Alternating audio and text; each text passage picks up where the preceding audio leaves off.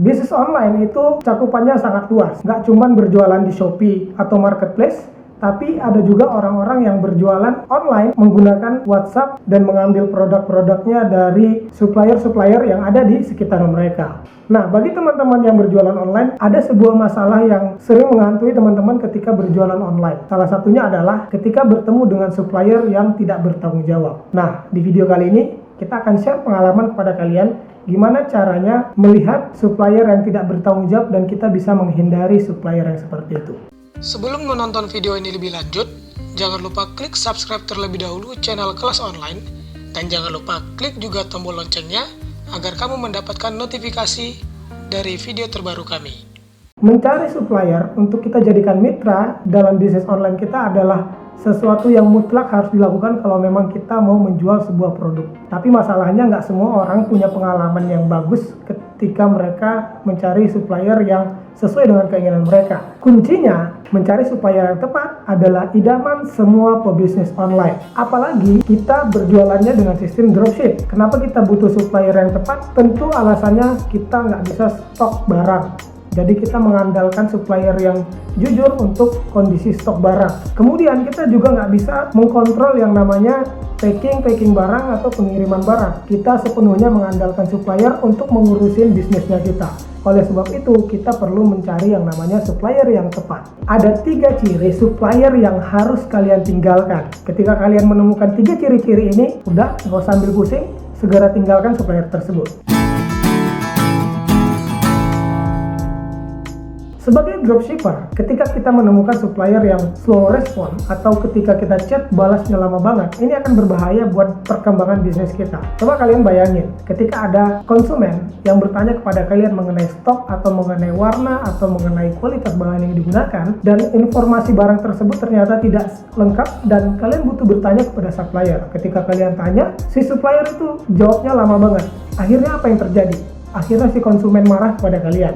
Dan mereka pindah ke lain hati. Mereka bertanya ke tempat yang lebih cepat jawabannya. Nah, ini akan jadi masalah kalau misalnya kita adalah seorang dropshipper, kita nggak nyetok barang, kita mengandalkan seorang supplier, kemudian si suppliernya itu ternyata mereka slow respon. Wah, ini sangat parah sekali.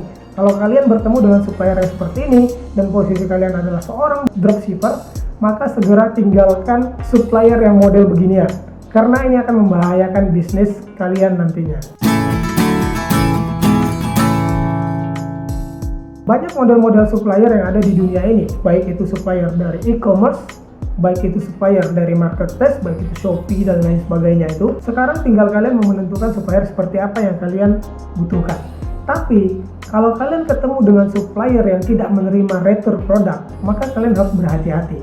Kenapa? Sebagai dropshipper, ketika kita jualan dan ketemu dengan supplier yang tidak mau terima barang retur, ini akan menyulitkan bagi kita ketika barang dikirim ke konsumen kita, ternyata barang tersebut reject, ada cacat, atau mungkin salah warna, atau mungkin salah dari pengiriman dari si pihak supplier. Solusinya, ketika kalian mau bekerja sama dengan supplier, kalian harus pastikan terlebih dahulu syarat dan ketentuan apa yang dimiliki oleh supplier tersebut. Bila mereka tidak melayani untuk retur barang, maka kalian tidak perlu untuk memilih supplier tersebut walaupun supplier tersebut memiliki barang-barang yang bagus dengan harga yang bagus sesuai yang kalian butuhkan. Karena kita bisnisnya kan mau panjang, kecuali kalian bisnisnya memang mau ambil untung sesaat, it's okay.